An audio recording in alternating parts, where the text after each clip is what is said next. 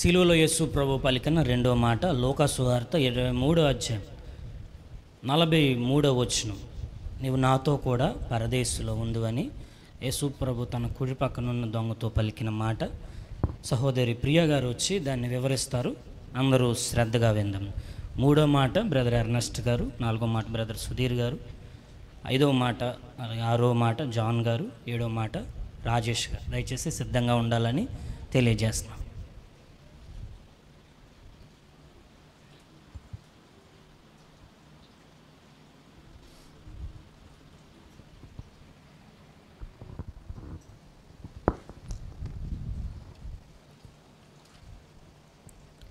అందరికీ వందనాలండి. నాకు ఈ సమయం ఇచ్చిన దైవజనులకు అలాగే సంఘమైన మీ అందరూ కూడా నా ప్రత్యేకమైన వందనాలు తెలియచేసుకుంటున్నాను.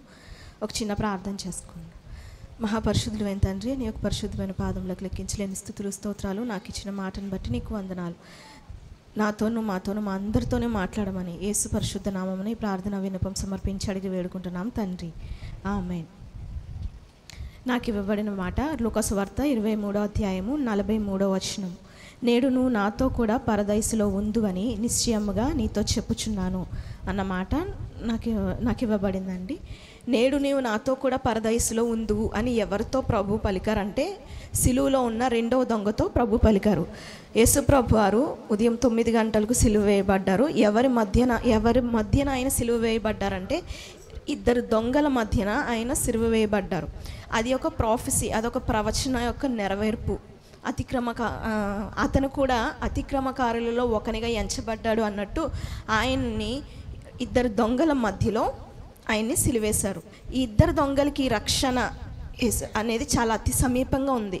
కానీ వాళ్ళు ఆ రక్షణను స్వీకరించే విధానంలోనే అది వ్యత్యాసం ఉంది. మానవ జాతి అందరూ కూడా ఈ ఇద్దరు దొంగలకు సాదృశ్యంగా ఉన్నారు. అయితే ఈ ఇద్దరు రక్షణను యేసుప్రభు వారిని స్వీకరించే విధానంలో, యేసుప్రభు వారిని అంగీకరించే లేకపోతే యేసుప్రభు వారిని తీసుకునే విధానంలో వేరుగా ఉన్నాయి. మొదటి వ్యక్తి ఏమంటాడంటే, నీవు క్రీస్తువు కదా, నువ్వు రక్షించుకుని నన్ను రక్షించు అని వ్యంగ్యంగా అంటాడు.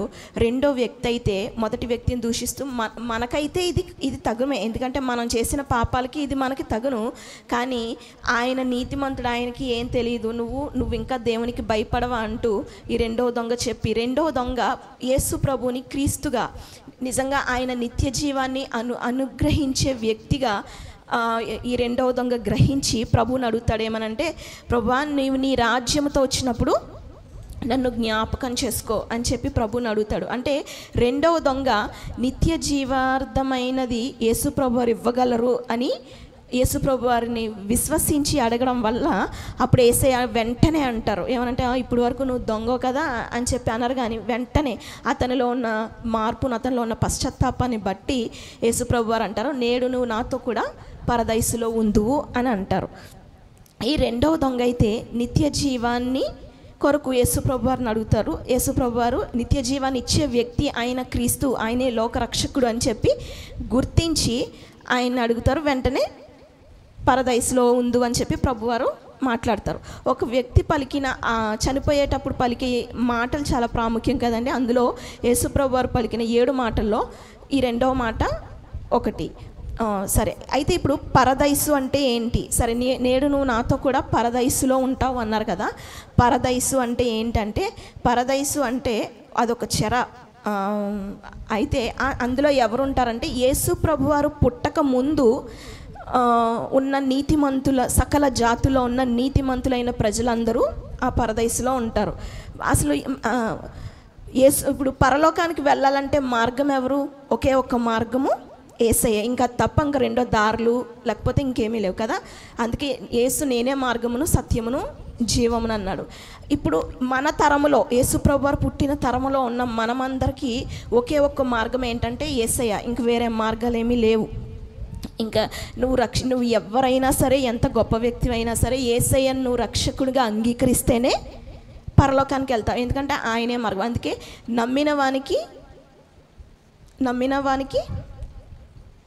నమ్మని వానికి శిక్ష, నమ్మిన వానికేమో పరలోక రాజ్య మోక్షం. అందుకే ఎవరైతే యేసయ్యను తన హృదయంతో విశ్వసిస్తారో, దేవుడు ఆయనను మృతులలో నుండి లేపారని ఎవరైతే ఆయనను విశ్వసిస్తారో వారికి మాత్రమే పరలోక రాజ్యం ఉంటుంది. దేవుడు తనను మృతులలో నుండి లేపాడని ఎవరైతే హృదయమందు విశ్వసిస్తారో, యేసుక్రీస్తు ప్రభుని తన నోటితో ఎవరైతే ఒప్పుకుంటారో వారికి మాత్రమే పరలోక రాజ్య భాగ్యము ఉంటుంది. ఎవరైతే విశ్వసించరో, ఆయన్ని అనుమానంగా లేకపోతే వ్యంగ్యంగా నువ్వు క్రీస్తు కదా, నువ్వు రక్షించు అంటే మొదటి దొంగ చేసినట్టు చేస్తారో వాళ్ళకి రక్షణ అనేది ఉండదు. అసలు ఇంతకీ పరదైసు అంటే ఏంటి అంటే, పరదైసు అంటే యేసు ప్రభువారు పుట్టక ముందు ఉన్న ప్రజలు ఉంటారు, నీతిమంతులుగా బ్రతికిన వాళ్ళు ఉంటారు. అబ్రహాము సంతతిలో ఉన్నవారు ఏంటి, సకల జాతులో అంటే కేవలం అబ్రహాము జాతే కాదు, సకల జాతులో ఉన్న నీతిమంతులుగా బ్రతికిన వారు. అంటే యేసు ప్రభు ఒక రక్షకుడు అనేవాడు భూమి మీదకి వస్తారు, ఆయన వచ్చి మనల్ని రక్షిస్తారని ఎదురు చూసిన వాళ్ళు, ఎదురు చూస్తూ చనిపోయిన వాళ్ళు ఉన్నారు మన పితరుల్లో.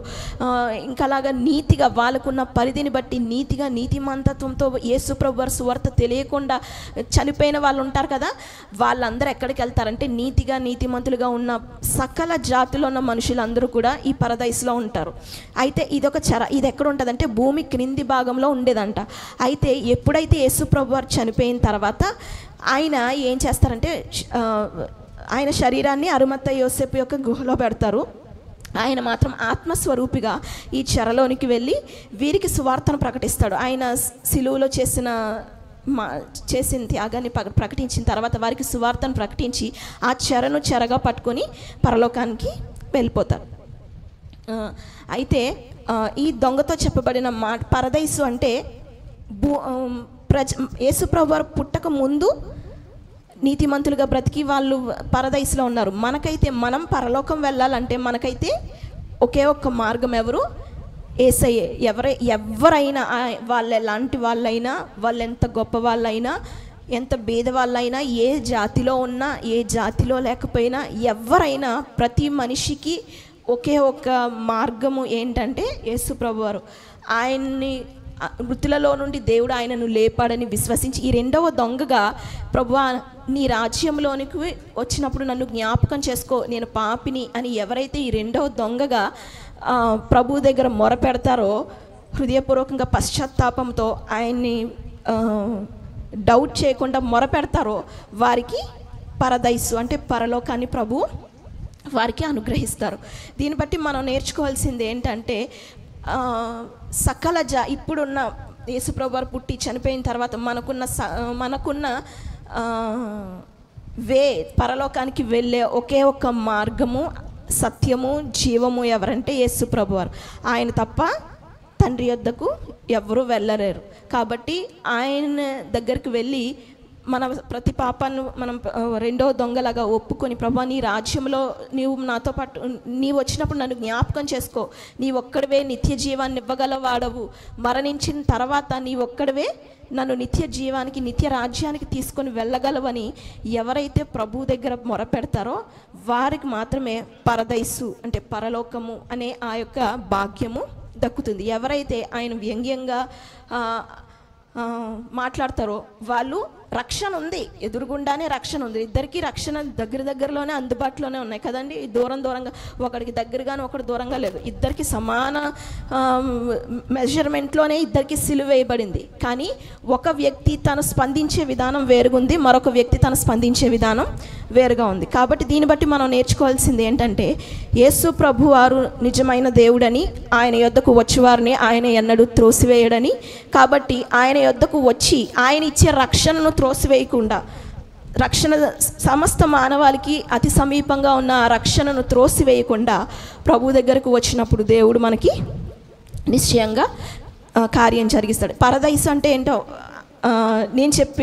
పరదైసు అంటే గత కాలంలో, పూర్వకాలంలో అబ్రహాము సంతానంలో పుట్టిన వాళ్ళు, నీతిమంతులైన వాళ్ళు, నోవాహు, అబ్రహాము, మరి ఇంకా గొప్ప గొప్ప ప్రవక్తలు ఉన్నారు, రాజులు ఉన్నారు. ఇంకా వీళ్ళు యేసుప్రభు వారు వస్తారు అని చెప్పి, ఆయన కొరకు రక్షకుడు అనేవాడు వస్తాడు, మా కొరకు పుడతాడు, ఒక బలిదానం జరుగుతుంది, దానివల్ల మేము రక్షింపబడతామని వాళ్ళు ఎదురు చూస్తూ చనిపోయిన వాళ్ళు. ఇంకా వాళ్ళు మాత్రమే కాదు, సకల జాతుల్లో నీతిగా బ్రతికిన ప్రతి ఒక్కరు కూడా ఈ పరదైసులో ఉంటారు. సో ఇప్పుడు యేసుప్రభు వారు ఏం చేశారంటే, ఆయన చనిపోయి ఆ పరదైసుకు వెళ్ళి ఆయన తాను చేసిన కార్యమును ఆ పరదైసులో ప్రకటించి చెరగా పట్టుకుని పరలోకానికి వెళ్ళిపోయారు. ఈ రెండవ దొంగతో యేసు ప్రభువారు అంటే తన యొక్క పశ్చాత్తాప హృదయంతో తను అడగడం వల్ల తన జీవిత యొక్క చరమాంకంలో, అప్పటి వరకు జీవితంలో ఎన్నో భయంకరమైన పనులు చేస్తుంటాడు, కానీ చరమాంకంలో అతడు దేవుణ్ణి విశ్వసించి, నిత్య జీవాన్ని అనుగ్రహించే దేవుడని విశ్వసించి అడగడం వల్ల ఆయన పరలోకానికి చేర్చుకొనబడ్డాడు. అలా ఇప్పుడు మరి కొంతమంది అనుకోవచ్చు, అంటే జీవితం అంతా ఎలాగ పడితే అలాగ బ్రతికేసి చివరిలో ఏసేయనని క్షమించని వెళ్ళిపోతామంటే కాదు. ఒకసారి మనకి సువార్త అందించబడిన తర్వాత దాన్ని మనము యాక్సెప్ట్ చేసి, నిజమే ప్రభువే నిజమైన దేవుడని మనం యాక్సెప్ట్ చేసినప్పుడు మనం పరలోకానికి చేరతాం. దేవుడి వాక్యంను దీవించును గాక. ఆమేన్.